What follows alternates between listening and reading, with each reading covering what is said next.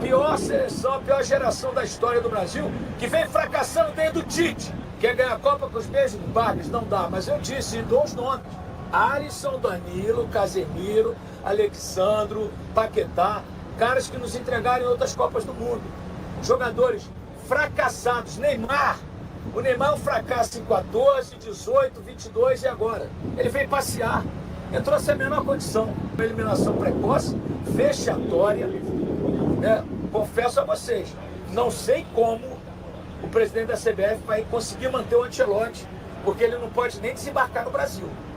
O povo brasileiro não aceita uma eliminação como essa. Não aceita. O povo brasileiro não aceita uma eliminação como essa. Você ser eliminado em oitavas de final pela Noruega, uma seleção de terceira linha do futebol mundial, realmente é a prova de que o futebol brasileiro está na lama. E eu uso essa frase há tempo.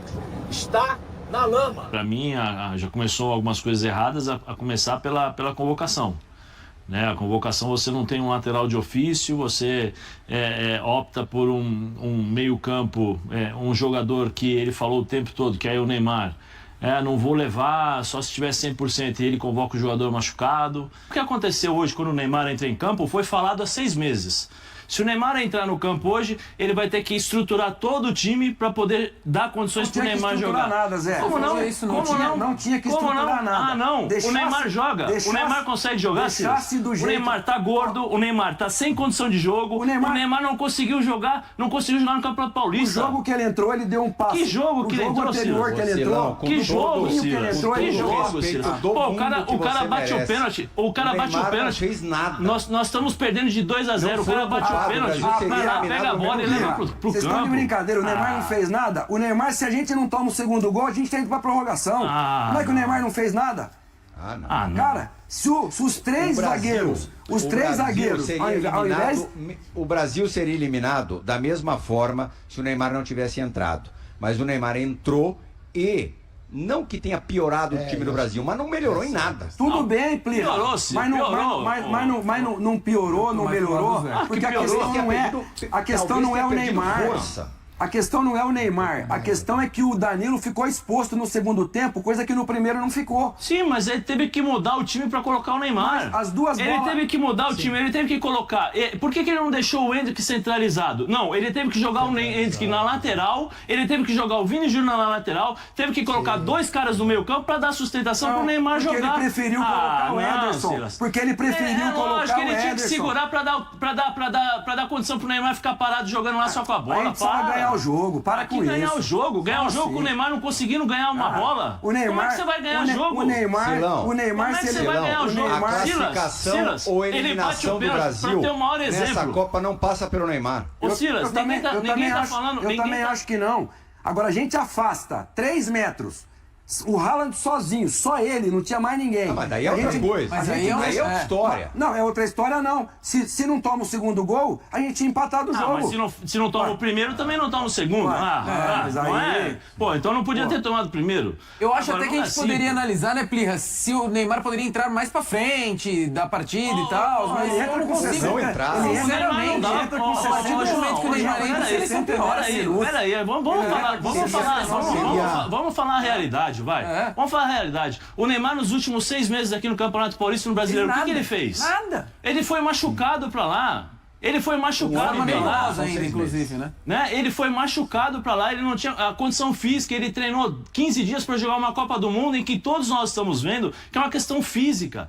Pra jogar hoje contra a Noruega, jogadores de 2 metros de altura, você precisa o quê? Posição física, velocidade. O que o Neymar precisa? O Neymar precisava estar o quê? 100% fisicamente. E com a entrada dele, você ainda perde o que o Endrick faz de melhor lá na frente.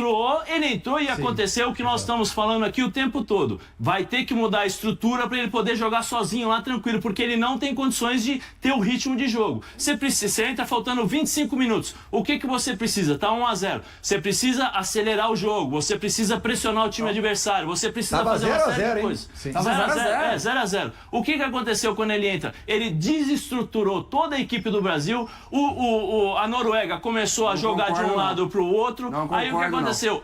Mas o Endrick não sabe marcar. O Endrick não sabe marcar, e quem erra? É o Endrick ou é o treinador que coloca ele pra fazer? O Vini teve que marcar mais também. Ou é o Danilo que tá atrás do Endrick que fala com ele. Então você me dá razão quando eu falo que não era pra ser convocado. Então, a gente pode colocar aí na conta dele, não. Não mudou? Não, ele mudou. Quem eram os 3 jogadores de meio campo, Ele Silas? mudou porque ele quis. Eram os jogadores de... Quem são os 3 jogadores de meio campo quando o Neymar entrou? Pra mim, ele erra. Sabe onde que ele erra? Quem são os 3 jogadores? Sabe onde que ele erra? Quando ele deixa o Casemiro trotando. Mas quem são os 3 jogadores? Você tá falando que não mudou a estrutura? Lógico que mudou a estrutura. Quem são os 3 jogadores? Casemiro, Bruno e Danilo. Pô, Casemiro, Bruno e Danilo. Por que o Bruno saiu? Eu não vi a mudança. O Bruno Guimarães saiu por quê?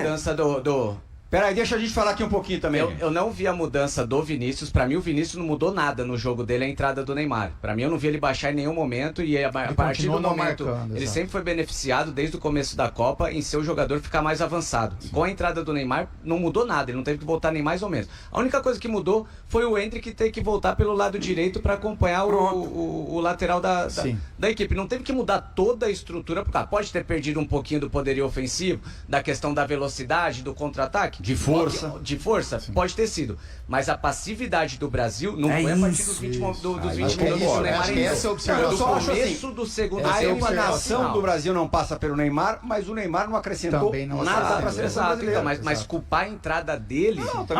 Ninguém... Peraí, vou deixar uma coisa clara aqui, Fábio. Deixar uma coisa clara. Ninguém tá culpando o Neymar pela eliminação. Tem que deixar bem claro isso aqui.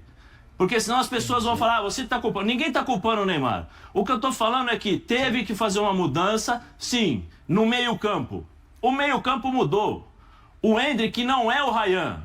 Sim. Por isso que ele teve que colocar o Henderson junto com o Danilo e com o Casemiro.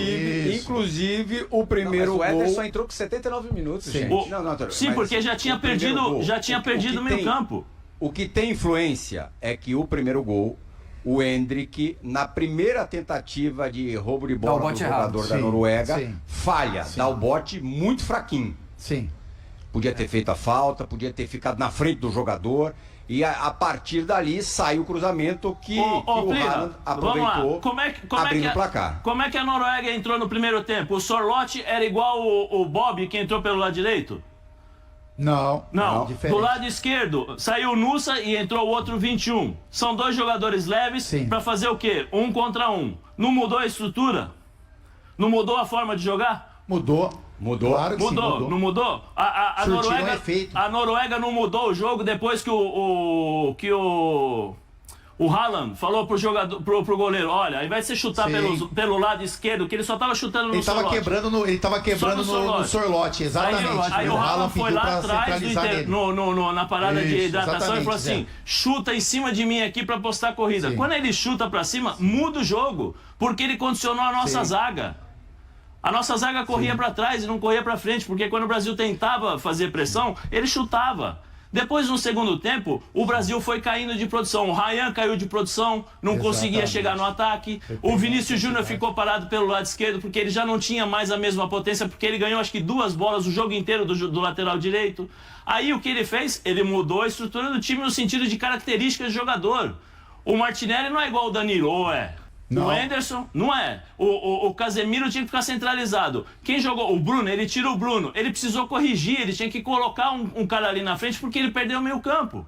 Sim. Porque a Noruega começou a jogar pelos lados e ter esses enfrentamentos, do 1 contra 1. O Danilo, todos nós sabemos... Ele foi mexendo e corrigindo, né? Mexendo e corrigindo. E a culpa não é do Danilo.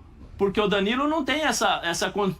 Nós sabemos. E aí o que aconteceu? Passou a ter sempre 2 contra 1. Aí ele quis corrigir, não conseguiu. Teve dificuldades. Por isso que ele colocou o Henderson. Porque o time estava perdendo. Porque eu tinha que fazer a compensação. O Neymar não é o Matheus Cunha. O Matheus Cunha volta para ajudar na marcação. O Neymar ficou parado lá na frente. Aí ele condicionou o Vini. Aí ele condicionou o Vini a ficar parado pelo lado esquerdo. O Ederson entra. É o Ederson. O Ederson entra um pouquinho antes do primeiro gol. Sim, mas é que o Brasil já tinha perdido a intensidade. Mas o Brasil já tinha perdido a intensidade. É isso que assim, eu acho que o fator principal, Plirra, porque assim, o jogo, logicamente, o jogo são 90 minutos mais os acréscimos, né? Então assim, a gente tem que também, a gente criou um cenário, olhando o jogo desde o início, né? Então a entrada do Martinelli. Pô, essa movimentação do Ancelotti, ela surtiu efeito. Porque o Martinelli ele conseguiu dar um equilíbrio no meio campo, ele jogou bem. O Martinelli jogou bem, assim. Então, assim, mas no primeiro tempo. Intensidade, na verdade, ele conseguiu na marcação, isso, né? colocou intensidade na marcação, ele tinha uma aceleração ali na saída de bola, enfim. O problema da seleção. E o Brasil é assim, o Brasil, lógico, tem uma estratégia de jogo, né? Isso me incomoda um pouco, logicamente, porque a gente não gosta de ver o Brasil sendo dominado. Dar a bola ao adversário, não importa qual seja o adversário. Independente do adversário, né? Independente. Mas quando é uma seleção que, teoricamente, a gente acha que tem mais capacidade, isso incomoda um pouco mais. Mas tudo bem, como a gente discute com o Fabinho, a gente fala muito sobre isso. É uma estratégia de jogo. E se a gente conseguisse concluir em gols o que a gente produziu no primeiro tempo, Perfeito. a gente estaria aqui elogiando. O que eu pego, assim, o que me pega muito, e aí tem a ver com o Ancelotti, talvez nas substituições, né? Mas eu acho que é menos, né, do que isso, porque é a intensidade que o Brasil voltou no segundo tempo. Assim, é inadmissível um time, uma seleção disputar uma Copa do Mundo, o que a gente está vendo também, né, com relação a outras seleções. Então, assim, a gente chegou aqui e falou, não, que o Paraguai só deu porrada na França, que fez o antijogo, mas, pô, os caras correram.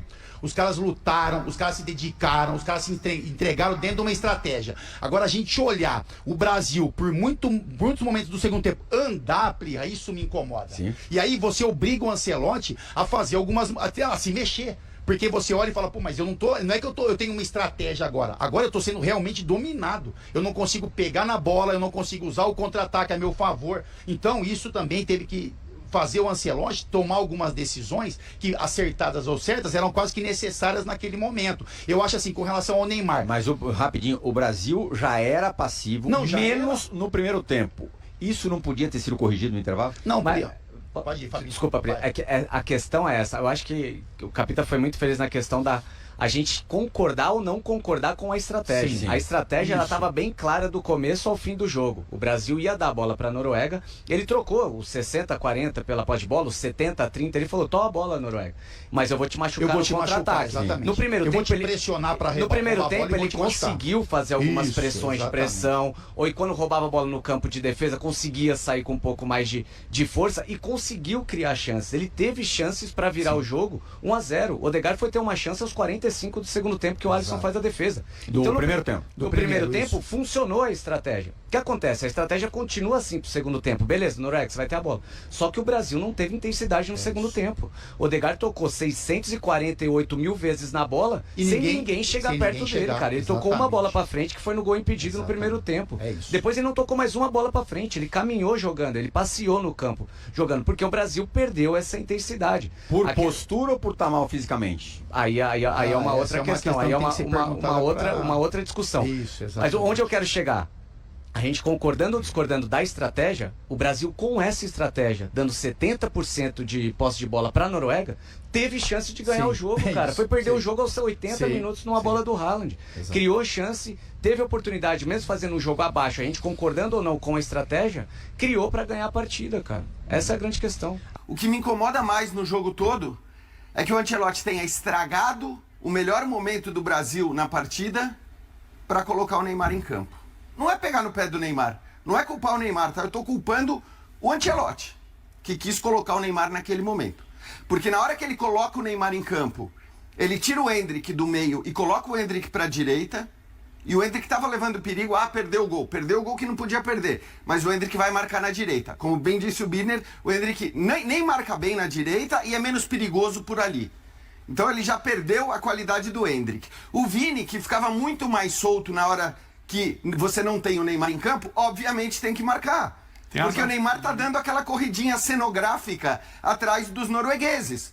Porque o Neymar não é mais um jogador profissional de alto nível, como a gente falou desde o começo. Desde o dia da convocação. E agora as pessoas vão falar, bem que vocês iam falar isso se o Brasil fosse eliminado, é só olhar para o jogo. O melhor momento do Brasil no jogo era o momento em que entraram o Danilo e o Neymar. A partir dali, o Vini Júnior não ficou mais solto na frente. A partir dali, o Endrick, que levava muito perigo, foi marcar do lado direito. Perfeito. E aí aconteceu o que aconteceu. É óbvio que não é só isso, mas é o que mais me incomoda. Porque as outras coisas são coisas que acontecem no futebol. Você perde gols, o goleiro adversário faz uma grande atuação. Agora, tem coisa pela qual você não precisava passar. Levar um ex-jogador ou um jogador em final de carreira para a Copa do Mundo. E foi o que o Ancelotti fez. E repito aqui, a culpa é do Ancelotti. A culpa não é do Neymar. O Neymar está acostumado a ter todos os seus desejos atendidos desde os 15, 16 anos de idade. Tá? Então, assim, a culpa é do Ancelotti. Infelizmente. E eu acho até que o Ancelotti fazia um bom trabalho, William. Sim. Eu acho que o Ancelotti fazia um bom trabalho, gradualmente, jogo a jogo, encontrando soluções. Mas aí não sei se nessa crença de que um cara que não joga futebol há 5 anos vai mostrar de volta a sua genialidade de uma hora para outra, porque o Neymar era um gênio, eu não discuto isso. Mas era muito difícil que a genialidade toda aparecesse, né, de uma hora para outra. Então não sei se era crença ou se era, como disse o Birner, um desejo de atender a ânsia das pessoas. O fato, isso me incomoda muito, porque era um momento em que o Brasil estava muito bem no jogo. Talvez o melhor momento do Brasil no jogo, criando chances, desperdiçando a verdade, mas criando chances. E a partir daquelas mudanças, né, dessas mudanças que eu citei, ele mexeu no Endrick, ele mexeu no Vini Júnior, o Brasil não criou mais, tomou os gols e está eliminado da Copa do Mundo. Que pena. Acho que assim, a boa notícia é, nós temos um grande técnico ainda assim para 2030, que vai, eu imagino, poder levar 26 jogadores em condições físicas ideais para jogar uma Copa do Mundo em 2030. Espero que ele faça isso. Antes mesmo de ser anunciado oficialmente, Gabriel Peck já está em Belo Horizonte. O atacante de 26 anos chegou à capital mineira na manhã deste domingo e demonstrou entusiasmo com o novo desafio. O jogador acertou vínculo de 5 temporadas com o Cruzeiro. Peck defendia o La Galaxy, dos Estados Unidos, onde tinha contrato válido até 2028. Para contratá-lo, o Cruzeiro investiu 12 milhões de dólares, cerca de 63 milhões de reais na cotação atual, sendo 10 milhões de dólares fixos e outros 2 milhões condicionados ao cumprimento de metas. Logo após desembarcar em Belo Horizonte, o atacante falou sobre a felicidade de vestir a camisa celeste. Destacou a grandeza do clube e explicou os motivos que o convenceram a aceitar a proposta. Estou muito feliz por chegar ao Cruzeiro.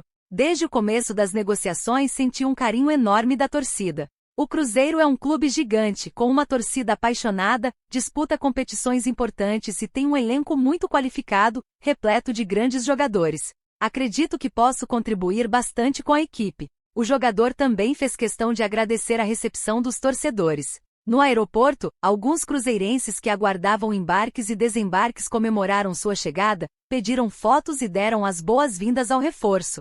Com certeza. Como já falei, sou muito grato por todo esse carinho. Desde que surgiram as primeiras notícias sobre a negociação, os torcedores invadiram meu Instagram com mensagens. Esse apoio também pesou na minha decisão de vir para o Cruzeiro. Agora, Gabriel Peck passará pelos últimos procedimentos antes de ser apresentado oficialmente pelo clube. Na atual temporada pelo La Galaxy, o atacante entrou em campo 20 vezes, balançou as redes em 11 oportunidades e distribuiu 4 assistências. Antes da experiência no futebol norte-americano, Peck viveu grande fase no Vasco. Em 2023, marcou 14 gols em 50 partidas, desempenho que despertou o interesse do La Galaxy, que desembolsou 10 milhões de dólares, aproximadamente 50 milhões de reais na época, para contratar o atacante. E aí, galera, o que acharam? Deixem suas opiniões nos comentários. Não se esqueçam de deixar o like, se inscrever no canal e ativar o sininho para receber as notificações. Até mais, Nação Celeste! Vamos pra frente!